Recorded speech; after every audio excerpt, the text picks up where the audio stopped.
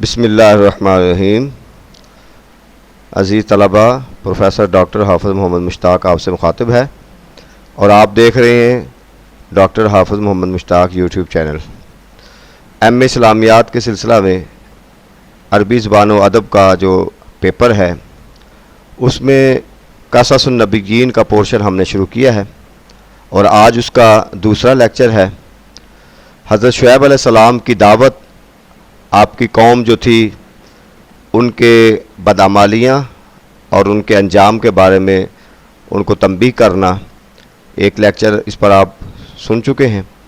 اور دوسرا لیکچر ہے آج وَيَبْسِطُ لَهُمْ فِي الْكَلَامِ، یعنی آپ اوپر دیکھیں دعوت شعیب علیہ السلام کی دعوت، یعنی انہوں نے ان کو دعوت دی اور کس طریقے سے وَيَبْسِطُ لَهُمْ فِي الْكَلَامِ وَيَحُلُّ عُقْدَةً فِي أَنفُسِهِمْ وَهِيَ عُقْدَةُ حُبِّ الْمَالِ وَالزِّيَادَةِ۔ باسطہ یبسطو، واضح کھول کر مفصل طریقے سے بیان کرنا۔ باسطہ یبسطو یہ مضارع کا صیغہ ہے، واحد مذکر غائب فعل مضارع معروف، اور انہوں نے یعنی شعیب علیہ السلام نے مفصل طریقے سے لہم ان کے لیے فی الکلامی اپنے کلام میں مفصل طریقے سے بات واضح کی۔ وَيَحُلُّ حَلَّ يَحُلُّ، یہ اصل میں ہے حلالا یا حلولو، ناصرہ ینصرو، جب دو حروف اکٹھے آ جاتے ہیں تو شد آ جاتا ہے، تو اس لیے آپ نے جب اس کی وضاحت کرنی ہے تو صیغہ واحد مذکر غائب فعل مضارع معروف ثلاثی مجرد اسباب ناصرہ ینصرو۔ وَيَحُلُّ، اور حل کیا یا حل کرنے کی کوشش کی، عقدۃً فی انفسہم، وہ عقدہ، وہ پیچیدگی،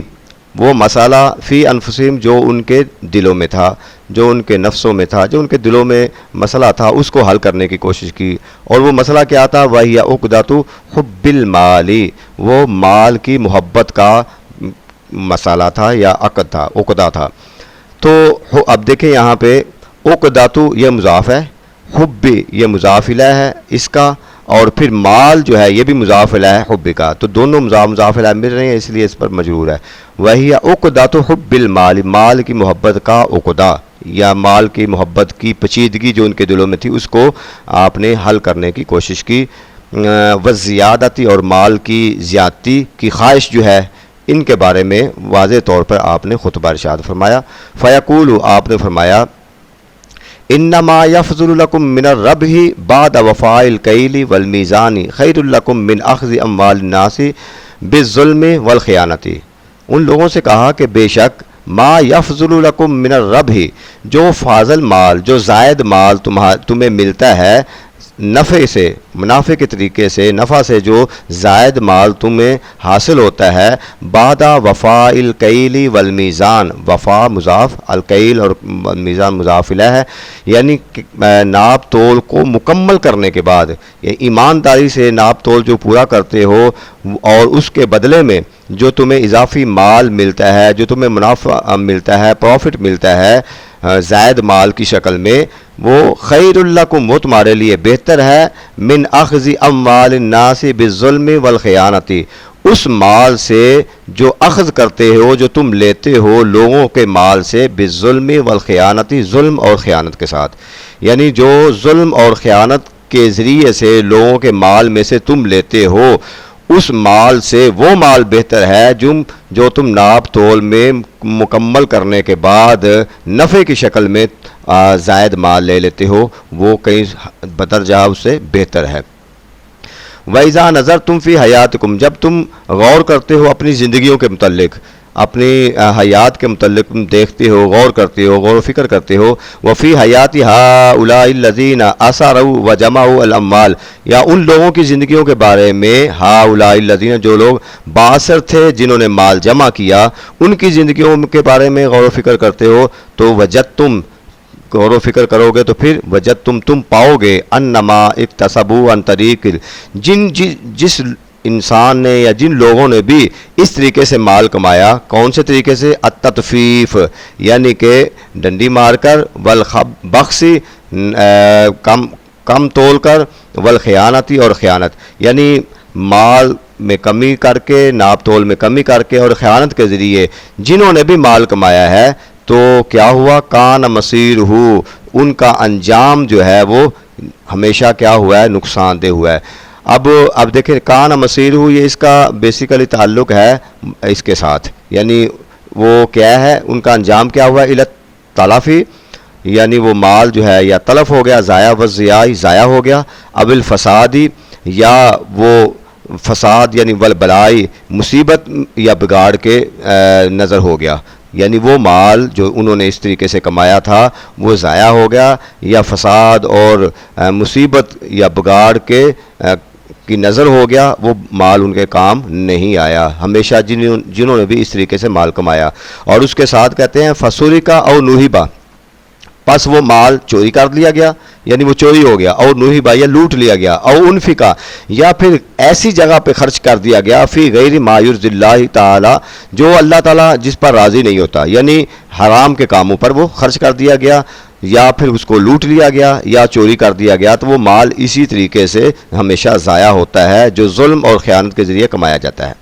اور آگے فرمایا او سلط علیہ، سلطا یسلطو، اچھا ایک بات ذہن میں رکھ لیں، سوری کا، نوہبا، انفقا، یہ تینوں سیغے واحد کے ہیں اور مجہول کے سیغے ہیں، واحد مذکر، فعل ماضی، مجہول، یہ ذہن میں رکھ لیں، تینوں مجہول کے سیغے ہیں۔ اور اس کے بعد یہ سلطا، سلطا یسلطو، صرف یصرف کے وزن پر ہے، واحد مذکر غائب کا سیغہ ہے، فعل ماضی مجہول کا سیغہ یہ بھی، اور یا پھر ان پر مسلط کر دیا گیا ایسا شخص من اتلفہ، جس نے ان کے مال کو تلف کر دیا، ضائع کر دیا، ان کے مال پر قبضہ کر لیا، ان کے مال کو ضائع کر دیا، وَعَبَسَ بِهِ، اور پھر ان کو وہ ضائع ہو گیا۔ عبس کا مطلب بھی ضائع ہوتا ہے، تو مطلب یہ ہے کہ وہ مال جو ظلم کے ذریعے سے اور خیانت کے ذریعے سے انہوں نے کمایا، کسی شکل میں بھی ہمیشہ ان کے کام نہیں آیا۔ یہ حضرت شعیب علیہ السلام ان کو تلقین فرما رہے ہیں۔ اور آگے فرماتے ہیں وَالْقَلِيلُ الَّذِي يَنْفَعُ خَيْرٌ من الکثیر الذی لا ينفع، ہمیشہ تھوڑا مال جو فائدہ مند ہوتا ہے، جو نفع مند ہوتا ہے، وہ ہمیشہ بہتر ہوتا ہے من الکثیر، اس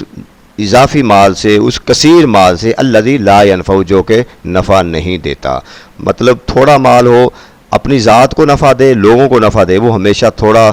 فائدہ مند ہوتا ہے اس زیادہ مال سے کہ جو انبار تو ہوں، نہ ذہنی سکون، نہ گھر میں سکون، اور وہ اس مال کی وجہ سے پریشانی آئے، اس کثرت مال سے وہ ہمیشہ تھوڑا مال بہتر ہوتا ہے۔ آگے قرآن کی آیت فرماتے ہیں کل لا یستوی الخبیث والطیب ولو اعجبک کثرت الخبیث، اے نبی صلی اللہ علیہ وسلم آپ فرما دیجئے لا یستوی الخبیث والطیب، پاکیزہ مال اور خبیث مال، ناپاک مال، یہ کبھی بھی برابر نہیں ہو سکتے۔ ولو اعجبک کثرت الخبیث، اگرچہ یہ جو خبیث مال کی کثرت ہے یہ تمہیں اچھی ہی کیوں نہ لگتی ہو، یعنی مال کی کثرت ہمیشہ انسان کو بہتر لگتی ہے، مگر جو خبیث مال ہوگا اس سے طیب مال جو ہے وہ کبھی بھی اس کے برابر نہیں ہو سکتا، وہ ہمیشہ بہتر ہوتا ہے، اگرچہ تمہیں وہ بھلائی کیوں لگتا ہے، اچھا لگتا ہے، پسند لگتا ہے۔ آگے فرمایا جی وَنَصِيحَتِي لَكُمْ خَالِصَةً مُخْلِصَةً، فرماتے ہیں کہ لوگوں میری نصیحت تمہارے لیے خالص ہے، میں مخلص ہوں، تمہارے لیے خالص ہو کر تمہیں نصیحت کر رہا ہوں۔ وَاللَّهُ وَالرَّقِيبُ عَلَيْكُمْ وَحْدَهُ، لیکن تمہارا حقیقی نگہبان، رقیب کا مطلب نگہبان تم پر ایک ہی ہے، وہ اللہ تعالیٰ ہے۔ تو حضرت شعیب علیہ السلام نے یقول باتیں ان سے کی، فی رفقن، ان سے جو گفتگو آپ نے کی وہ بڑی نرمی کے ساتھ کی، و حکمت، حکمت کے ساتھ کی، وان علم، علمی استدلال کے ساتھ کی، و بصیرت، اور بصیرت کے ساتھ، یعنی اس میں کوئی ایسی بات سختی والی نہیں تھی اور غیر حکمت والی بات نہیں تھی، اور کوئی ان کو ایسی غیر شرعی بات نہیں کی، بلکہ بڑی نرمی کے ساتھ، حکمت کے ساتھ، علم کے ساتھ اور بصیرت کے ساتھ ان سے گفتگو کی۔ اور آخر میں فرمایا بقیۃ اللہ خیر لکم ان کنتم مومنین، کہتے ہیں کہ جو اللہ کا دیا ہوا باقی مال ہے وہی تمہارے لیے بہتر ہے، یعنی جو اللہ نے دیا ہے تمہیں اور تمہارے لیے بچا ہے، باقی ہے، وہی تمہارے لیے بہتر ہے اگر تم اس بات پر یقین رکھتے ہو۔ وما انا علیکم بحفیظ، اور میں تم پر کوئی نگہبان بن کر نہیں آیا، میں تمہارا پہرا دینے والا نہیں ہوں، میں تمہارا محافظ نہیں ہوں۔ مطلب یہ ہے کہ میرا کام ہے جو اللہ کی طرف سے پیغام ہے وہ تم تک پہنچانا، تو وہ میں تمہیں پہنچا رہا ہوں۔ تو یہ حضرت شعیب علیہ السلام کا خطاب تھا اپنی قوم کی طرف۔ اس کے بعد دیکھیں گے کہ شعیب علیہ السلام کی قوم کا ریئیکشن کیا ہوتا ہے، ان کی طرف سے رد عمل کیا ہوتا ہے، وہ اگلے لیکچر میں ہوگا انشاءاللہ۔ آپ سنتے رہیں، اس کو شیئر بھی کرتے رہیں، تو یہ قصص النبیین کے جو کویسچن ہیں بڑے اچھے طریقے سے انشاءاللہ آپ کو تیار ہو جائیں گے۔ اللہ ہمارا حامی و ناصر ہو۔ والسلام۔